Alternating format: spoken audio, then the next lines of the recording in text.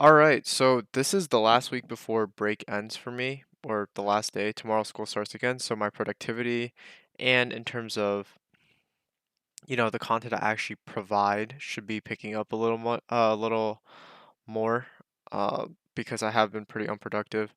Regardless, I want to talk about what I learned this week. I finished the machine learning crash course from Google. And well, I guess there's a little bit left here, but that'll probably take like 30 minutes or 30 to 40 minutes. Maybe this is just the longest part. Um, but the most impactful thing I probably learned this week is ROC curves and why they're useful, right? So the true positive rate and the false positive rates are the ones on the respective axes. And what's happening is the true positive rate is um it's a synonym for recall. So if you're familiar with precision and recall and you know what recall is, then that's what it is. But I'm going to explain it a little different way. So if you take a look at the confusion matrix, um, all that this is saying, true positive rate, is saying that for the true class, meaning not what you predict, but what is actually true, for all the positive cases that's actually true, what percentage of them did you predict correctly that is true? That's what the true positive rate is, or recall. Okay? False positive rate on the so ideally you want to maximize this, right? Because if it's actually true, then you want to predict true.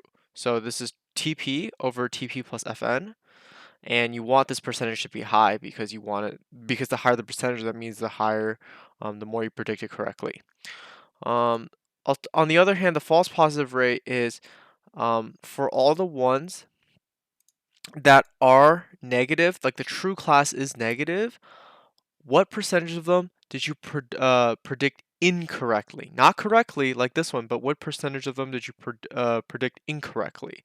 So it would be false positive over false positive plus true negative, as shown right here.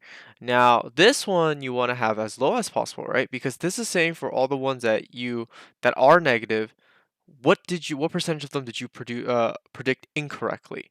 And if you predicted a large amount of incorrect, a large percentage of incorrect values, then that just means that most of it you picked are false positives, and that's not good.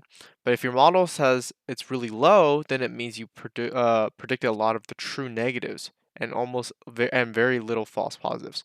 So basically, you want this to be high, the true positive rate to be high, and you want the false positive rate to be low, right? That's why this ROC curve is generated right here. And you can see that the curve generally looks something like this, or it could, do a little zigzag like this. But the best possible thing you could have is up here at this very point, because that means you have false positive rate is 0 and true positive rate is 100, or just 1.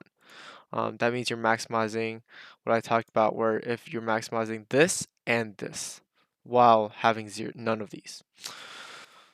So that's pretty much it in terms of that. A little more touched on neural networks and embeddings. Embeddings is a pretty cool concept when it comes to recommendations.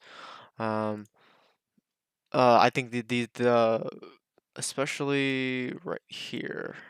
No, no, it was right here. Obtaining embeddings is a very interesting read here. Where basically you have this vectors and then you kind of embed, like it says, three-dimensional embedding. The vectors point to these embeddings, and these embeddings point into these hidden layers. I believe these are hidden layers.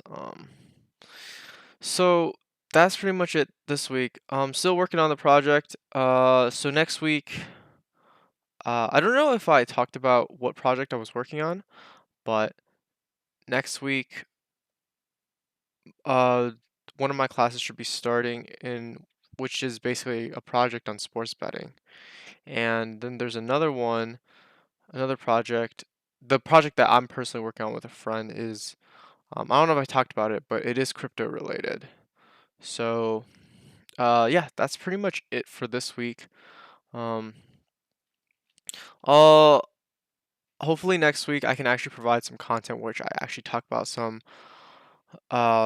concept that I learned. I did talk about a little bit here, but I want to go a little more in depth. Yeah, so I'll see you guys next week.